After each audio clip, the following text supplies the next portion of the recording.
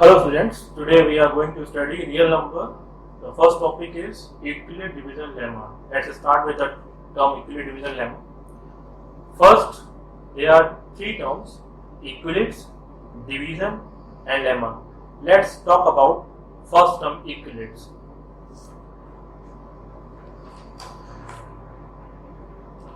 Euclid was the first Greek mathematician who initiated a new way of thinking the study of geometry. He is famous for his element of geometry, but few people are aware that he also made important contribution to that number theory. So, among these Euclid, this one is we are studying here, Euclid division lemma. So, first term is clear, division. We all know what is division. The division is simply if we write a dividend and we divide a dividend by divisor, we find quotient and remainder. The formula of division is dividend is equal to divisor into quotient plus remainder. And now what is lemma? Lemma is proving statement which is used to prove other statement. We talk about here three terms: Euclid, division, lemma. Euclid is the Greek mathematician. Division we all know, the division, and the lemma. Lemma is a proven statement. So we start Euclid division lemma. First we will study what is divisibility, then we study what is Euclid division lemma. First, divisibility. What is divisibility? You can see on your screen. A non-zero integer a is said to divide an integer b if there exists an integer c such that b is equal to ac. Here a statement says that a non-zero integer, here is a one integer which is non-zero, and second integer b is there, exists an integer c. If we take an example, simple example, so you can easily understand. If we take one example, suppose a non-zero integer, we take 36, a non-zero integer, and we take another non-zero integer which is b. Let's assume we take a, b is equal to 36, and we take a is equal to 3. And the statement says a non-zero integer a is said to divide an integer b if there exists an integer c. If there exists an integer c, the statement says that अगर यहाँ पे एक integer c है जो कि ये dividend जो है जो हमारा 36 है इसको क्या कर दे रहा है, कंप्लीटली डिवाइड कर रहा है. That means if you divide 36 by 3 then what will you get? If we divide 36 by 3 we will get 12. That means c is 12. This is a unique number c. This c is known as quotient. If we divide by using actual division, 36, 3, 3 1 the 3, 0, 6, 3 2 the 6, 0, then you will find that 12 is quotient and you will find 0 as the remainder. Then we can conclude that if we write 36 in the form of b is equal to a into c, then 36 will be equal to a is 3 and c is 12. We can conclude that 36 is the dividend and a, that means 3 is the divisor and c is the quotient. इसके बाद चलते हैं हम लोग division और उसके बाद पढ़ेंगे यूक्लिड डिवीजन लेमा. अब हम लोग दूसरे एग्जाम्पल लेते हैं, डिवीजन को समझने की कोशिश करते हैं. आपको डिविजिबिलिटी समझ में आ गई, डिविजिबिलिटी क्या होता है. अब हम एग्जाम्पल लेते हैं कि डिवीजन, अब हम ऐसा नंबर लेते हैं, ऐसे इंटीजर लेते हैं जो कि कंप्लीटली डिवाइड नहीं हुए हैं. सपोज मैंने एक नंबर ले लिया यहाँ पर 17 सपोज, और मैं इसको डिवाइड कर रहा हूँ 2 से. तो इफ वी डिवाइड 17 by 2 तो हमको क्या मिलेगा, यहाँ पर देखते हैं. तो 2 8 16, you will get 1. तो आपने यहाँ पे क्या देखा, जो आपका रिमाइंडर यहाँ पे बच गया. डिविजिबिलिटी हम पढ़ रहे थे तो वहाँ पे रिमाइंडर आपका 0 बचा था, बट यहाँ पे क्या हुआ, रिमाइंडर आपका बच गया. तो रिमाइंडर की अभी खासियत देख रहे होंगे, जो रिमाइंडर यहाँ पे बचा है आपने जिस नंबर से डिवाइड किया, दैट मीन्स डिवाइजर. तो डिवाइजर से हमने जब डिवाइड किया है तो रिमाइंडर आपको कितना बच रहा है, 1 बच रहा है। इसका मतलब क्या हुआ, तो रिमाइंडर है आपका, रिमाइंडर आपका डिवाइजर से कम है और हमेशा डिवाइजर से कम ही रिमाइंडर बचेगा आपका। तो अगर हमने जो फॉर्मूला पढ़ा था अभी सबसे पहले स्टार्टिंग में, मैं आपकी स्क्रीन पे दिखा दे रहा हूँ, आप स्क्रीन पे देख सकते हैं कि dividend is equal to divisor into coefficient plus remainder, तो उस फॉर्मूले में इसको हम रिप्लेस करते हैं। चलिए शुरू करते हैं। तो 17 is a dividend, 2 is a divisor, 8 is a quotient plus 1। तो अगर हम रिमाइंडर को कंक्लूड करें तो हम कह सकते हैं कि जो रिमाइंडर है हमारा यहाँ पर, रिमाइंडर हमारा कितना है यहाँ पर 1 है।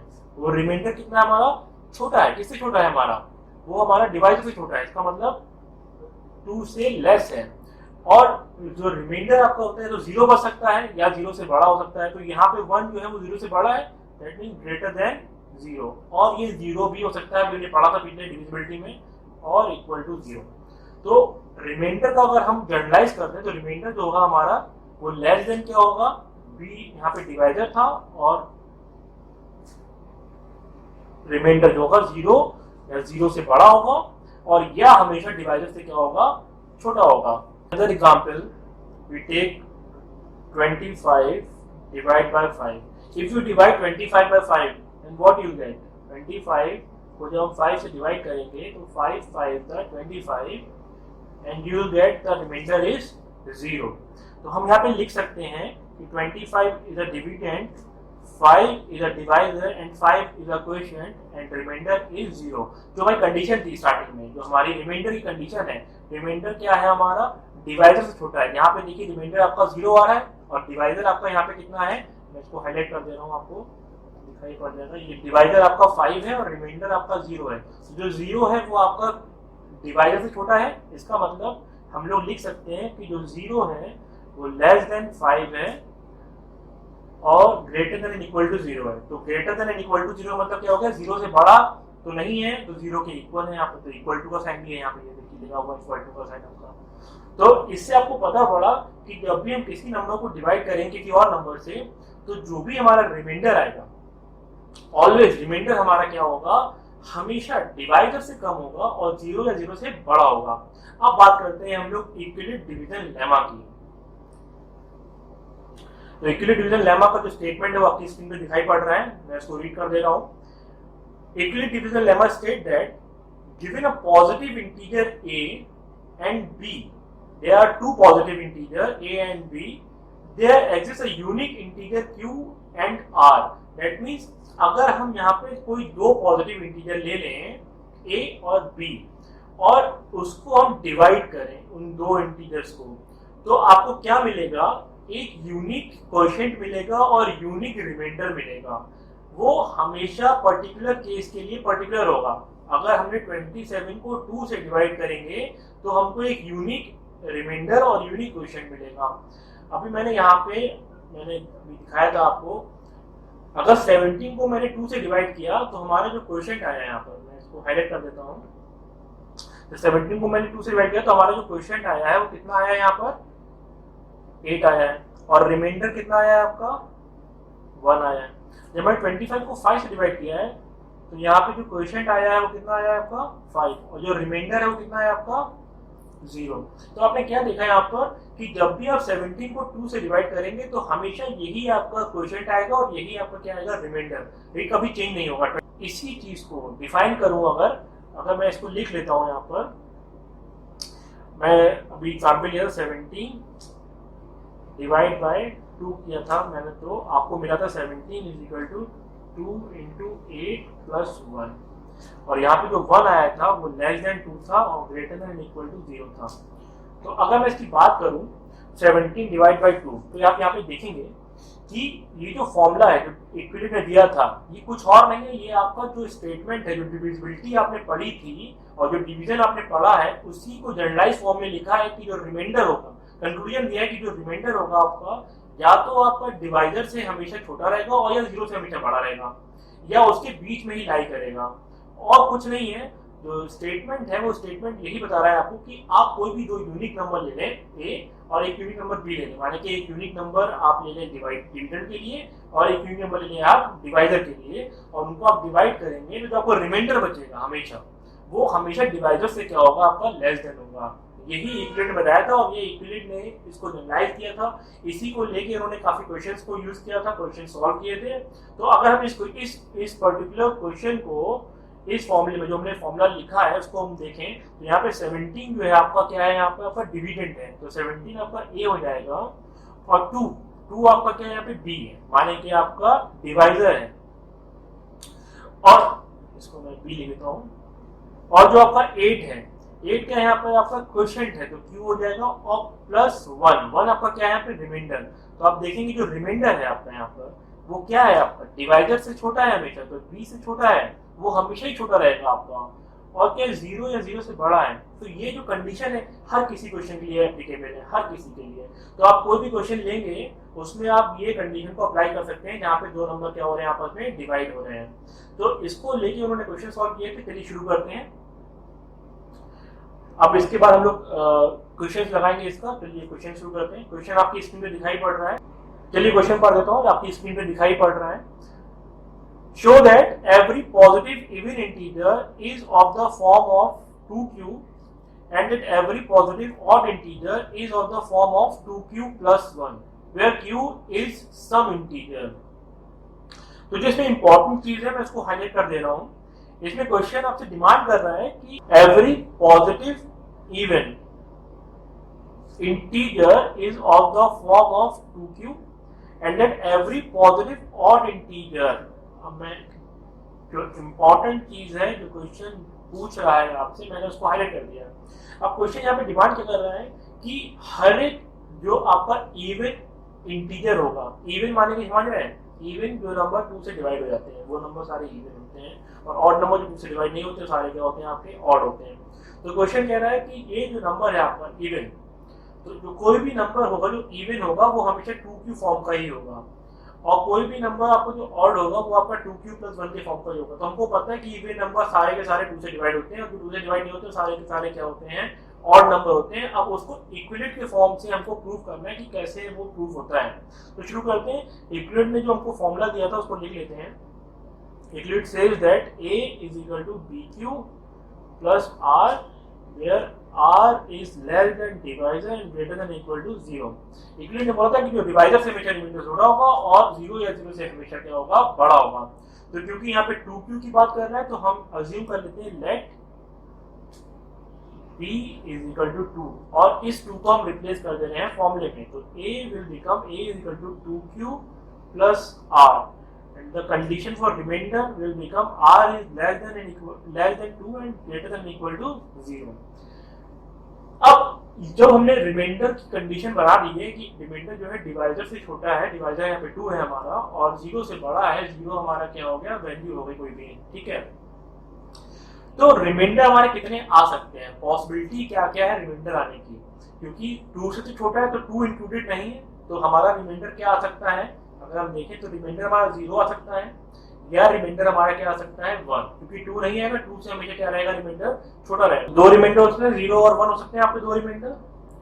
अब 2 केस बन रहे हैं आपके, तो रिमाइंडर 0 होगा तो रिमाइंडर 1 होगा। तो फर्स्ट केस जो है 0 रिमाइंडर है, उस केस में वैल्यू क्या होगी आपकी a की, वो हम फाइंड करते हैं। तो हम क्या करते हैं, जो हमारी इक्वेशन थी मैं इसको हाईलाइट कर दे रहा हूँ।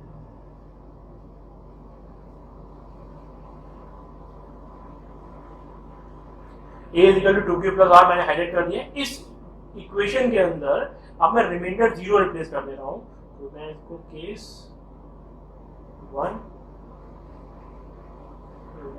Reminder is equal to 0। जब रिमाइंडर 0 है तो केस 1 में हम रिप्लेस कर रहे हैं, उस केस में क्या होगा, a is equal to 2q plus 0। तो a आपका आ जाएगा 2q, कितना आ जाएगा आपका, a आपका आ गया 2q। अब केस 2 लेके चलते हैं। इसमें हमारा रिमाइंडर 1 है, रिमाइंडर 0 की वैल्यू हमने सॉल्व कर लिया, रिमाइंडर 1 की वैल्यू को रिप्लेस करते हैं, तो देखते हैं क्या इक्वेशन बनती है हमारी। तो हम इसको रख देते हैं यहाँ पे केस 2। अब रिमाइंडर हमारा यहाँ पे कितना है 1, तो a is equal to 2q plus 1। मैं इसको हाईलाइट कर दे रहा हूँ। ठीक है। अब यहाँ पे हम यूक्लिड के अकॉर्डिंग देखें यहाँ पर, तो यूक्लिड ने जो कहा था स्टेटमेंट कि जो हमारा फॉर्मूला है a equal to b q plus r में अगर हम वैल्यू को रिप्लेस कर दें तो दो केस बन रहे हैं, एक तो 2q बन रहा है और एक बन रहा है 2q प्लस 1। इसका मतलब क्या है कि कोई भी नंबर आपका जो है वो जो इवन होगा वो 2q ही की फॉर्म का होगा। अब अगर आपको वेरीफाई भी करना है इसको, वैसे तो मैं प्रूफ कर दिया है, अगर हम चाहें वेरीफाई करना तो हम आराम से इसको वेरीफाई कर सकते हैं।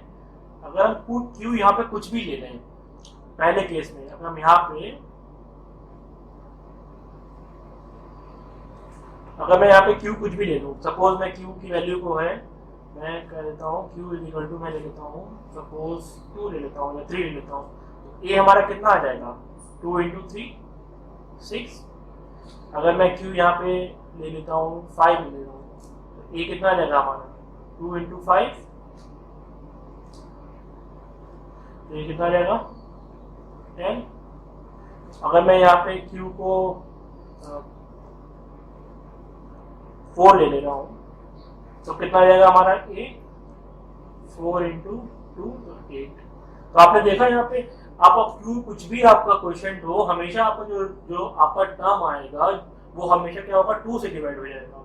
उसी केस में अगर मैं यहाँ पे लेता हूँ, सपोज यही मैं एग्जाम्पल लेता हूँ, मैं क्यू यहाँ पे ले लेता हूँ 3, तो ए मेरा कितना आ जाएगा 2 इंटू 3 प्लस 1, तो 3 टू 6 प्लस 1 7। देखा आपने क्या हो गया आपका यहाँ पर जो टर्म आया वो 7 आया। अब 7 यहाँ पे कितना है, क्या है आपका, जो कि आपका क्या है ऑड नंबर है।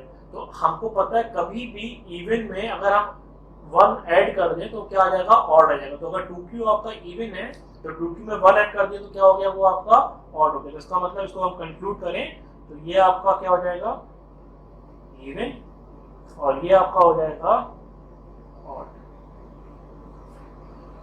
Thank you.